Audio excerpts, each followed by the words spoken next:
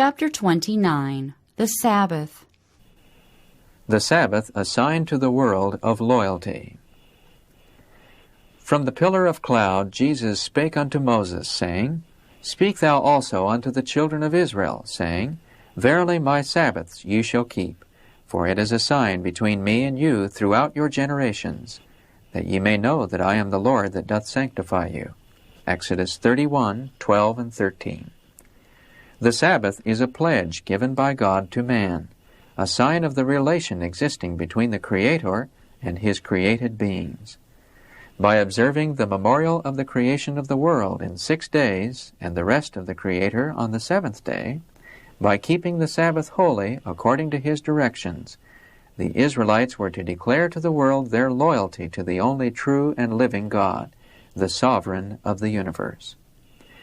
By observing the true Sabbath, Christians are ever to bear to the world faithful witness of their knowledge of the true and living God, as distinguished from all false gods. For the Lord of the Sabbath is the Creator of heavens and the earth, the one exalted above all other gods. Ye shall keep the Sabbath, therefore, for it is holy unto you. 6 days may work be done, but in the 7th is the Sabbath of rest, holy to the Lord. Whosoever doeth any work in the Sabbath day, he shall surely be put to death. Wherefore the children of Israel shall keep the Sabbath, to observe the Sabbath throughout their generations for a perpetual covenant. It is a sign between me and the children of Israel forever. For in 6 days the Lord made heaven and earth, and on the 7th day he rested, and was refreshed. Verses 14 to 17. Manuscript 122, 1901. Early counsel on the Sabbath and the children. The house of God is desecrated and the Sabbath violated by Sabbath believers' children.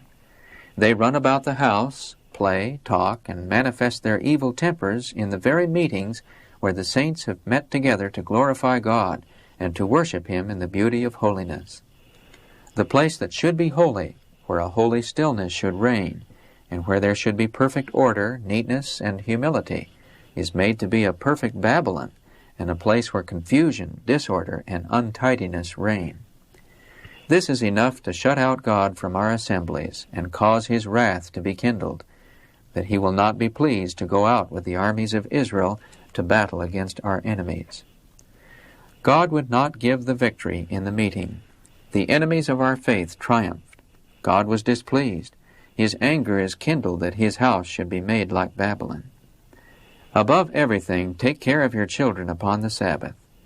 Do not let them violate it, for you may just as well violate it yourself as to let your children do it. When you suffer your children to play upon the Sabbath, God looks upon you as a commandment breaker. You transgress His Sabbath. Manuscript 3, 1854. No boisterous noise and confusion. Then the entire family come to the table without levity. Boisterous noise and contention should not be allowed any day of the week, but on the Sabbath all should observe quietness. No loud-toned commands should be heard at any time, but on the Sabbath it is entirely out of place.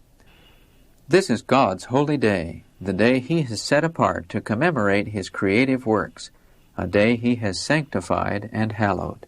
Manuscript 57, 1897. Seeking our own pleasure. I say to those who claim to be Seventh-day Adventists, can you claim the seal of the living God? Can you claim that you are sanctified by the truth? We have not, as a people, given the law of God the preeminence as we should. We are in danger of doing our own pleasure on the Sabbath day. Letter 258, 1907. No day for pleasure-seeking, swimming, or ball-playing. God would have all His gifts appreciated. All fragments, jots, and tittles are to be treasured carefully, and we are carefully to become acquainted with the necessities of others. All that we have of Bible truth is not merely for our benefit, but to impart to other souls, and this is to be impressed upon human minds, and every kindly word spoken to prepare the way to make a channel through which the truth will flow forth in rich currents to other souls. Every working of Christ in miracles was essential, and was to reveal to the world that there was a great work to be done on the Sabbath day for the relief of suffering humanity, but the common work was not to be done. Pleasure-seeking, ball-playing, swimming was not a necessity, but a sinful neglect of the sacred day sanctified by Jehovah. Christ did not perform miracles merely to display his power, but always to meet Satan in afflicting suffering humanity. Christ came to our world to meet the needs of the suffering, whom Satan was torturing. Letter 252, 1906. Sabbath dishes. We would charge all not to wash their dishes on the Sabbath, if this can possibly be avoided. God is dishonored by any unnecessary work done on his holy day. It is not inconsistent, but proper that the dishes should be left unwashed till the close of the Sabbath, if this can be managed. Letter 104, 1901. The Sabbath, a day of service. The first Sabbath of the week of prayer was a day of earnest activity. From Sunnyside and the school, 2 teams and a boat were sent to Dora Creek to bring to the meetings those who were not able to walk so far. The people had been invited to bring their lunch and come to the meeting prepared to spend the day, and they responded freely to the invitation. Some were much surprised that we would exert ourselves on the Sabbath to bring them to the meeting. They had been taught that Sunday keeping consisted largely in physical inactivity, and they thought that because we were zealous in the matter of Sabbath keeping, we would keep it according to the teachings of the Pharisees. We told our friends that in the matter of keeping the Sabbath, we studied the example and teachings of Christ, whose Sabbaths were often spent in earnest effort to heal and to teach. That we believed that one of our sisters who was nursing a sick family was keeping the Sabbath as much as the one who was leading a division in the Sabbath school, that Christ could not please the Pharisees of his day, and that we did not expect that our efforts to serve the Lord would satisfy the Pharisees of our day. The Review and Herald, October 18, 1898. Sacred and secular activities. The priests in the temple performed greater labor on the Sabbath than upon other days. The same labor in secular business would be sinful, but the work of the priests was in the service of God. The Desire of Ages, page 285. Far-reaching example of a headquarters church. My mind has been burdened in regard to the condition of the church in this place.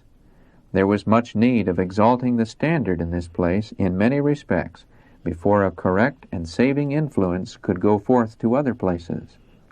As the truth has been presented here, it has taken persons from the world and from the churches and brought them together in church capacity. But not all who have professed to believe the truth are sanctified through it. God calls upon the workers in this mission to elevate the standard and to show their regard for his requirements by honoring the Sabbath. From this place the publications are sent out, and the laborers go forth to proclaim the commandments of God. And it is of the greatest importance that a right influence be exerted by this church, both by precept and example. The standard must not be placed so low that those who accept the truth shall transgress God's commandments while professing to obey them. Better, far better would it be to leave them in darkness until they could receive the truth in its purity. Seventh-day Adventists being watched. There are those who are watching this people to see what is the influence of the truth upon them. The children of this world are wiser in their generation than the children of light. When the claims of the fourth commandment are set before them, they look to see how it is regarded by those who profess to obey it. They study the life and character of its advocates, to learn whether these are in harmony with their profession of faith, and upon the opinions thus formed, many are influenced very largely in their acceptance or rejection of the truth. If this people will conform their lives to the Bible standard, they will be indeed a light in the world, a city set upon a hill.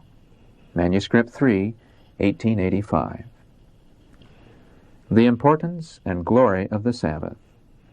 Yesterday, August 10, 1851, which was Sabbath, we had a sweet, glorious time. The Lord met with us, and the glory of God was shed upon us, and we were made to rejoice and glorify God for his exceeding goodness unto us. and I was taken off in vision. I saw that we sensed and realized but little of the importance of the Sabbath, to what we yet should realize and know of its importance and glory. I saw that we knew not what it was yet to ride upon the high places of the earth, and to be fed with the heritage of Jacob. But when the refreshing and latter rain shall come from the presence of the Lord and the glory of his power, we shall know what it is to be fed with the heritage of Jacob, and ride upon the high places of the earth. Then shall we see the Sabbath more in its importance and glory. But we shall not see it in all its glory and importance until the covenant of peace is made with us at the voice of God, and the pearly gates of the New Jerusalem are thrown open and swing back on their glittering hinges, and the glad and joyful voice of the lovely Jesus is heard richer than any music that ever fell on mortal ear, bidding us enter. I saw that we had a perfect right in the city, for we had kept the commandments of God, and heaven, sweet heaven, is our home, for we have kept the commandments of God. Letter 3, 1851. A few Sabbaths with the White family. Battle Creek, Michigan, Sabbath, January 1, 1859. Attended preaching, a baptism, and the ordinances. It is the commencement of the new year. The Lord gave James liberty Sabbath afternoon in preaching upon the necessary preparation for baptism and to partake of the Lord's Supper. There was much feeling in the congregation. At intermission, all repaired to the water, where 7 followed their Lord in baptism. It was a powerful season and of the deepest interest. 2 little sisters about 11 years old were baptized. One, Cornelia C., prayed in the water to be kept unspotted from the world. In the eve, the church followed the example of their Lord and washed one another's feet, and then partook of the Lord's Supper. There was rejoicing and weeping in that house. The place was awful and yet glorious on account of the presence of the Lord. Manuscript 5, 1859. Otsego, Michigan, Sabbath, January 8, 1859. Traveled to meeting by sleigh and spoke some. It is the Holy Sabbath. May we honor and glorify God today. We went with Brother Layton in his sleigh to Otsego, 4 miles. It was very cold, could hardly keep comfortable. Found the meeting house not very warm. All were so cold. Must take time to get warm. Brother Loughborough preached upon the judgment. Then I said a few words, not very free. Then the church readily gave in their testimonies. Manuscript 5, 1859. Battle Creek Sabbath, March 5, 1859. Stayed home to nurse James White. Did not attend meeting today. My husband was sick. Have remained with him to wait upon him. The Lord met with us and blessed us this morn. I had unusual liberty in prayer. Brother John Andrews preached twice today. He spent the eve and night with us. We enjoyed the visit much. Manuscript 5, 1859. Battle Creek, Sabbath, March 19, 1859. Attended meeting and read to the children. Attended meeting in the forenoon. Brother Loughborough preached with great liberty upon the sleep of the dead and the inheritance of the saints. Tarried at home in the afternoon. Read to my children, wrote a letter to Brother Newton and wife, encouraging them in spiritual things. Compiler's note.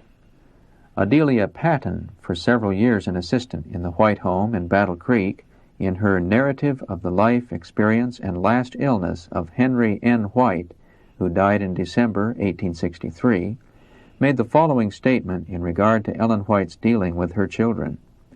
For a number of years past, their mother has spent much time in reading to them on the Sabbath from her large amount of choice selections of moral and religious matter, a portion of which she has recently published in the work entitled Sabbath Readings.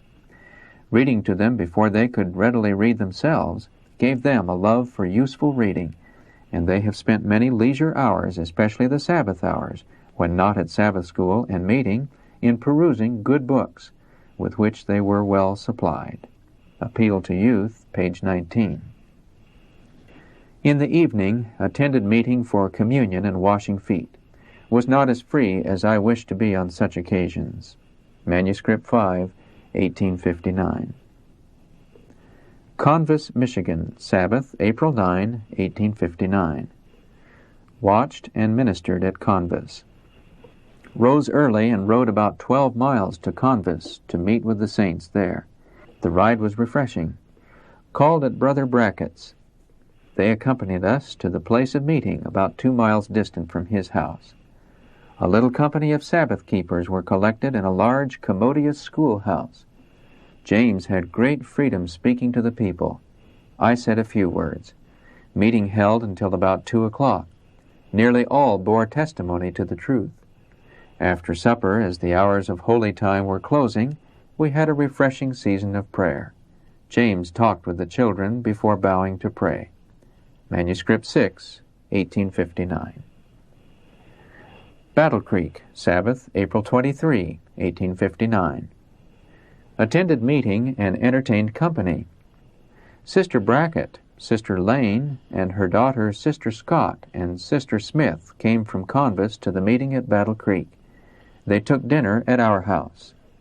Compiler's note. Sabbath meals in the White Home in later years are described by her daughter-in-law in a statement dated October 16, 1949. As Mrs. E. G. White's daughter-in-law, I was a member of her household for a little more than a year, and was often in her home and traveled with her over a period of 20 years. I have been asked concerning the Sabbath meals in the White Home. As full preparation as possible was made on Friday, the preparation day for the Sabbath meals. On Sabbath, the food for both breakfast and dinner was served hot, it having been heated immediately preceding the meal. All unnecessary work was avoided on the Sabbath, but at no time did Mrs. White consider it a violation of proper Sabbath observance to provide for the ordinary comforts of life, such as the building of a fire for the heating of the house, or the heating of the food for the meals. Signed, Mrs. W. C. White. Meeting was interesting through the day. Brother Wagoner preached in the forenoon. His discourse was appropriate. At intermission, 4 were baptized, Sisters Hyde, Scott, and Agnes Irving, and Brother Pratt. Our afternoon meeting was very interesting. My husband never had greater liberty. The Lord's Spirit was in the meeting. The Lord gave me freedom in exhortation. In the eve, the ordinances of the Lord's house were attended to. It was a solemn, interesting occasion.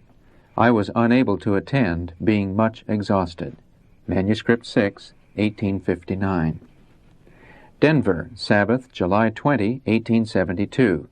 Took a walk, wrote, and read. It was a beautiful morning. This is the Lord's rest day, and we desire to keep the Sabbath that God may accept our efforts and that our own souls may be refreshed. We walked out seeking a retired place in a grove where we could pray and read, but we were not successful. We spent the day in conversing upon religious subjects, writing and reading. Manuscript 4, 1872. Battle Creek, Sabbath, April 12, 1873. Made many missionary visits. My husband spoke to the people in the forenoon.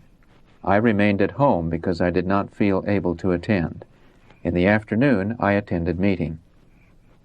After the meeting closed, I visited Ella Belden, had a sweet season of prayer with her. I then visited Brother and Sister W. Salisbury. We had a precious season of prayer with the family. Brother and Sister Salisbury united their prayers with mine. We all felt that the Lord blessed us. I then called upon aged Brother and Sister Morris. I visited Brother and Sister Gardner. He is nearing the close of his journey. Disease has made him very weak. He was overjoyed to see me. We united our prayers together, and the hearts of these afflicted ones were comforted and blessed. Manuscript 6, 1873. Battle Creek, Sabbath, May 17, 1873. Rode a few miles, slept some. We rode out a few miles in the oak grove, rested about an hour. We slept some. We had a season of prayer before returning home. In the afternoon we went to the meeting. Manuscript 7, 1873. Washington, Iowa, Saturday, June 21, 1873. Wrote on Sufferings of Christ. A beautiful day, rather warm. Took a pack, felt better. Wrote 15 pages on Sufferings of Christ. I became much interested in my subject. Brother Wheeler, Hester, and Brother Van Ostrand went to the meeting. We had some prospect of rain, called the family together, and read the matter I had written. All seemed interested. Manuscript 8, 1873. Wallings Mills, Friday, September 12, 1873. Entertained a non-Adventist. We arrived home a little before sundown. Received letters from Brother Canwright, also Mary Gaskill and Daniel Bordeaux, giving us an account of camp meeting. When we reached home, we found John Cranson there. We felt sorry that he should come to see us on the Sabbath. We do not like to have visitors to entertain upon the Sabbath who have no respect for God or His holy day. Manuscript 11, 1873. En route from Colorado to Battle Creek, Sabbath, November 8, 1873. Traveled on Sabbath, regretfully. See Testimonies, Volume 6, page 360. We rested well on the car during the night. We were unwilling to report ourselves on the cars this morning, but circumstances connected with the cause and work of God demanded our presence at the General Conference. We could not delay. If we were doing our own business, we should feel it a breach of the fourth commandment to travel on the Sabbath. We engaged in no common conversation. We endeavored to keep our minds in a devotional frame, and we enjoyed some of the presence of God while we deeply regretted the necessity of traveling upon the Sabbath. Manuscript 13, 1873. Sydney, NSW, Australia, February 4, 1893. Spoke in the morning, boarded ship in the afternoon. We rode in the cab to the church in Sydney, and I spoke from Hebrews 11 upon faith. The Lord strengthened me by His grace. I felt much strengthened and blessed. The Holy Spirit was upon me. Strength, both physical and spiritual, was given me in large measure. In the afternoon at 2 o'clock, we stepped on board the steamer to take the journey we long dreaded. All our luggage had been stored away on Friday.